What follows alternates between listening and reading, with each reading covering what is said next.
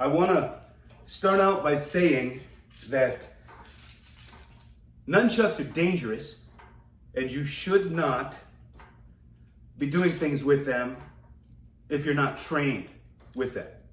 You can get hurt and you should not mimic anything that I'm doing.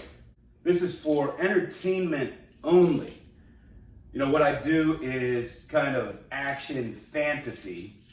So think of it as something you'd watch in a movie. You certainly wouldn't go try to do stunts that you see in a movie. You don't want to hurt yourself. And I just want to make that very, very clear. This is just for exercise and to have a little bit of fun. And it's a fun way to exercise. But you have to know what you're doing. You don't want to just be going out and mimicking things that you see on YouTube and end up hurting yourself in some way.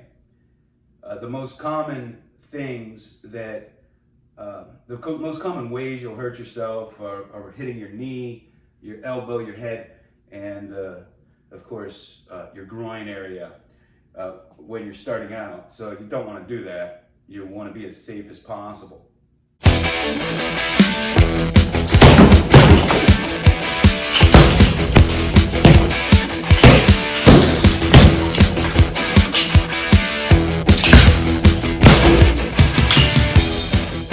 I wanted to do a little bit of a tutorial, and I wanted to address some what I believe to be misconceptions, misnotions, and things you may see here on YouTube that are really just silly, and I think they have it wrong. Number one, so often, I see videos telling you how to fight with nunchucks, and they're doing these little spins. It's one of the first things they teach you. They'll do a short, show you how to fight with nunchucks. I don't even know how to do spins. They serve absolutely no purpose, and should, when it comes to fighting, and should never be associated with the word fight. First, you never want to lose control of your weapon, so I don't know why you would do that. Secondly, it serves absolutely no purpose other than probably just ensuring you're going to get your butt kicked, right? While you're doing this, you think the guy's just standing there waiting for you. That's a big misconception. And it just blows my mind. I have the utmost respect for the martial arts, but it blows my mind that any martial art expert would recommend that you do spins. A lot of the stuff they do with nunchucks, it blows my mind that they would recommend. And you will see these experts that will tell you that, oh, the real use of nunchucks is to wrist lock up joints. Well, let me tell you something. Good luck with that. Good luck with that. You got somebody coming at you real fast and you're gonna lock up their wrist. I mean, it's not like their demonstrations where they have a guy going like this and they wrap it up. You have a guy attacking you and you're gonna wrap up his wrist, and then you wrap up the wrist. Both your hands are engaged in that if you actually could pull that off. And where's he at? He's got one free hand and you don't. I think that's really ridiculous. Now, I wanted to talk about stance a little bit. I think stance is a matter of preference. You will see certain techniques where they stand even, and other techniques where they stand like this. Personally, I think it's, for me, I think it's better to stand in this position for a few different reasons. I mean, it's similar with a boxer. You are making yourself a smaller target, number one, than this. And I like to have my nunchucks in the front. It gives me more range. If I have them back here, it gives me less range. It's almost like the same range as punching, even if you hold them at the very, very end. You know, you get just a little bit more range, right? But here, you get a lot more range and can stay way farther away from your attacker. So I prefer this. And one point I want to make that I've learned is to kind of settle down.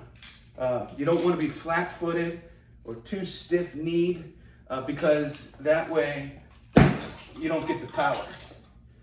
You know, when you're grounded, you have all the force of your body, your hips, and you know, you can throw a punch with nunchucks that is similar to a roundhouse punch, but you got to be grounded, and all the power, similar to boxing or similar to punching, you know, comes from your base. You get a lot of power. And man, another misnotion about these is they're not going to hurt. Nobody who ever got hit with these would say that. Now, I think, you know, you can certainly walk away from certain areas of the body. But man, anybody that's ever even accidentally hit themselves in the elbow or the knee or the groin, it's tough. It hurts really bad, even at slow speed with no power. So those are a few misconceptions I wanted to talk about, and a little bit on stance. Then how you hold the nunchucks. Man, you can hold them a lot of different ways, but you don't always have to be cocked, like a lot of people say. You have to have specific positions to use them. You know, I like to hold them this way, and that allows you to, you know, deploy them at the right time. You could fight, defend yourself, punch, and, you know, you can punch with these in your hand. And then, you know, deploy them at the right time, up to the groin, the chin, you know, do that, and punch over the head. You can come this way over the head. So it gives you some choices. A lot of people you will see will recommend this way, and this is how they hold them when in the nunchuck fights. But the nunchuck fights, to me, is not an accurate way to learn to use these things if you absolutely had to defend yourself, because they have padding all over. So they do not feel the effects of the hits. And the ones that I see have, you know, they're using foam chucks or whatever, and they have padding, helmets, so you're not really getting the effect, right? You could get knocked out, but you can't get knocked out when you're padded from head to toe. And so two people using nunchucks this way, they just hit each other over and over and over again. In real life, you could not sustain getting hit over and over and over again with these things. You know, one or two hits will probably do it, especially in the right place. But this is a logical way to hold the nunchucks. And, you know, you can strike like this from either direction. And you can also use these. You know, people will tell you to use them to block. And I guess you could do that a little bit to some degree. And then you can also kind of punch with these, even though they're together. And you can easily bring them together and eye gouge, hit the groin. So either one of those are my preference. But, you know, just standing there like this, if somebody's coming at you, can do the trick.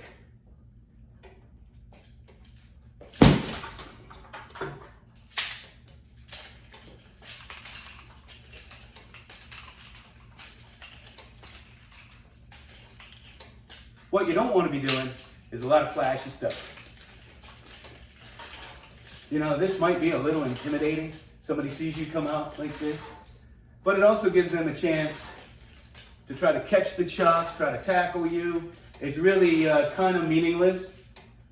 I mean, if somebody's really trying to do you harm and they're a schooled fighter, I don't think they're going to be intimidated by you doing this. And really, it just will put you out of position if you have to hurry up and hit or something. Somebody's charging you, attacking you. Another thing I see has to do with knife defense. You'll see a lot of videos and the guy will have somebody come in real slow, try to stab, and they'll wrap it around and say to you wrap it around and lock up the wrist. I want to tell you something. If you're ever in that position, please don't do that. You're in all likelihood going to die, or at least get very cut. And when you're trying to do that, where's the knife? Where's the knife? It's near the fastest parts of your body to bleed out. You don't want to get cut there. If you absolutely had to defend yourself against a knife, which is a fantastic weapon, I mean, somebody's coming at you like this, how are you going to wrap them up? It's not really realistic.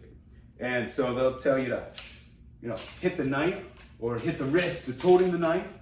That's fine. You have to be very precise and very skilled to hit that coming so fast. Probably the best case scenario in that situation when somebody's coming at you with a knife is to take them out in the head and be nimble, because somebody gets hit in the temple or across the head, a little less likely to keep coming at you. And I just wanted to address that with the knife, because you see a lot of videos telling you to lock that up or even to hit that knife. And if you're nimble and you're real precise with them, yeah, maybe you can hit that knife. Maybe you can break their wrist. But I think it's probably a better technique just to take them out across the head. One other thing I wanted to bring up, if you're learning these, is the whole idea of kata, where they go. My God, if somebody breaks into your house and is trying to do you harm, and you are using these to defend yourself, please don't ever do that. I don't know why they teach that, but I mean it's fine for an exhibit. If you're learning these things, it looks cool to go like this, to go like this. But if you really ever had to defend yourself, you would never do that. One of the most important things that I can say is practice first before you try to do too much. It needs to become second nature for you, really, before you go trying to do things. Because if you are trying to do advanced moves while you're still thinking about what you're doing, it's not going to work out too well. It's kind of like golf. When you're thinking about the mechanics of the golf swing as you're swinging, that's no time to give yourself a lesson, as the great Jack Nicklaus said. So you don't want to be giving yourself a lesson as you're swinging these things. It should just be second nature. You should have practiced so much with them. And, be careful if you start to ever hit anything. But again, this is, for entertainment, for exercise, and you want to be safe. You can't get hurt. And the last point I want to make when you're watching YouTube nunchuck videos, and I had another YouTuber comment and ask me the question, does it seem like everybody speeds up the video? Absolutely everybody speeds up the video. And it's ridiculous. So even guys that are really good with them, they speed them up because you got to look fast. I saw one the other day where the guy was all sped up and somebody was walking in the background, but they were walking like this. It just didn't even look normal. Or you'll see the trees going too fast in the background because they speed up the video. And that's bad if you're learning to use nunchucks, because it gives you a false idea of what you should be doing, right? So that's what I have for you. Thanks for watching.